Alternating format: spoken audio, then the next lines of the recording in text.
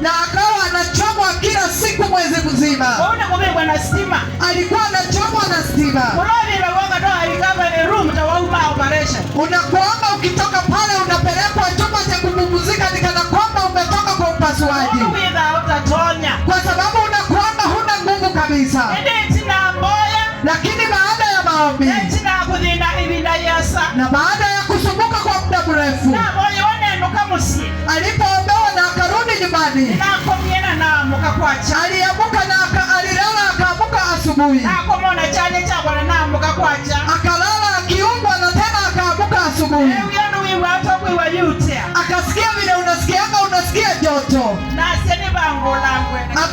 akaitana akasema apanguzwe na kitambaa, alafu akaketi kwa kitanda chake. Nono ya pasuka. Akiwa ameketi akasikia ile titi limepasuka, kwa sababu ilikuwa imefura kiwango ya kwamba hakuwa anavaa nguo, alikuwa anafunga leso. Na wakati ilipasuka ilitoa kila aina ya uchafu, na akapanguzwa, alafu akahisi kana kwamba anahisi usingizi. Na hapa ndio aliachana na ugonjwa wa saratani, na akalala masaa mengi. Wakati aliamuka alikula na hakuwa anakula, na kutoka hiyo siku hadi wa leo hajai kunywa dawa hata moja ya uchungu, na akawa sasa ameponywa saratani. Na kwa sababu wale madaktari walikuwa wanamtibu hawakuwa na imani, akaanza tena kupimwa kuanzia makindu, wakapata hakuna. Hata ukienda kwa faili zao wako hapo. Wakati walijua hakuna, akaenda akatuma wote, wakapata hakuna. Hospitali zote zenye alipitia tena wahakikishe hana. Kwa sababu kuna watu ambao wanaambiwa, wale ambao wameishi baada ya kansa, na wanakuanga na rekodi zao, na inakuanga waangalie vizuri na makinifu kana kwamba imeisha. Na wakipata imeisha, na wakipata haina vile walipata hana,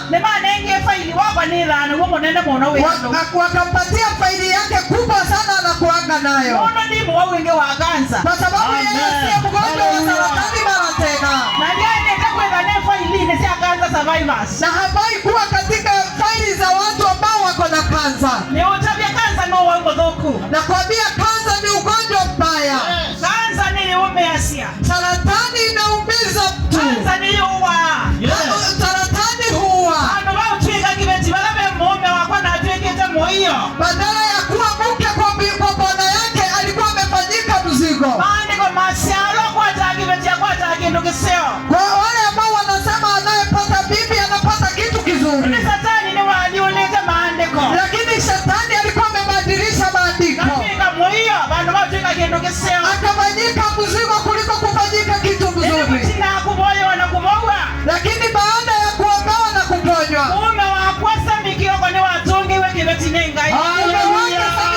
alirudishiwa kwa bibi yake na Mungu. Yule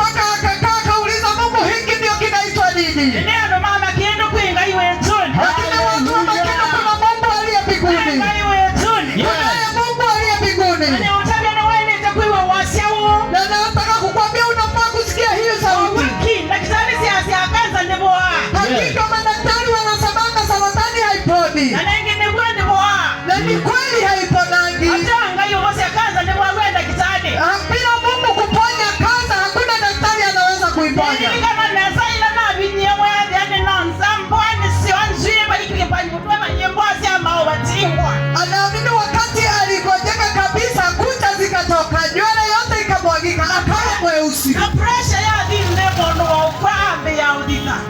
Na sasa mwili wake ukaanza kuwa baridi kwa sababu mtiririko wa damu umeenda chini. Na nono wa kwa mono kuwa mono neza na uweze mwingi na nakuwa. Na kwa sababu ya kugonjeka sana akawa na uwete mwingi na akazeeka. Na nati na natuko maingi. Na akataabika muda mrefu. Nende mwadamara na kwa mania na nkai. Lakini ile siku alikutana na Mungu. Na kwa marana wasewa nkai. Na akakutana na sauti ya Mungu. Umondi oni koma na anando. Siku ya leo anakutananga na watu. Nono mambeta inya Manase. Kwa sababu wanamuitanga Mama Manase. Majeza, ama majeza na imani kana nivo.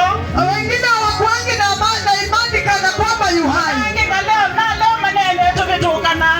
Hata wengine saa zingine tunapitananga. Nene tika kawaida kawa kuleo manene nondo nene sinemona atita inye. Si kawaida ya kekolea konena na mo. Nene metokea mondo ngamukeze aga mbonde ni nyama Manase. Anapindukianga mtu na kumuuliza na kumsalimia alafu anauliza wewe ni Mama Manase? Na nondo atoinge meza meme tukea unena. Na kwa sababu watu wengi wanakuanga na uharaka wa kuongea. Nondo ayongele ikula indi nyama Manase kayuyo wanga moya kwenga hiko. Wanauliza kwani Mama Manase bado huko? Anajibu kunaye Mungu. Mama Manase, unajua zile vitu unaongea, mtu mwenye anapita anadhania unakula mtoto. Bwana Yesu asifiwe. Amen. Lakini nimesikia umeongea maneno ya nguvu sana, ya kwamba ugonjwa wako uligeuka ukawa mzigo kwa bwana wako. Na chingete muhiyo kuna kwe mume wako. Alikuwa amefanyika mzigo kwa mmewe. Namba 2, ugonjwa wako ukakula pesa zenye zilikuwa kwa akaunti zote zikaisha.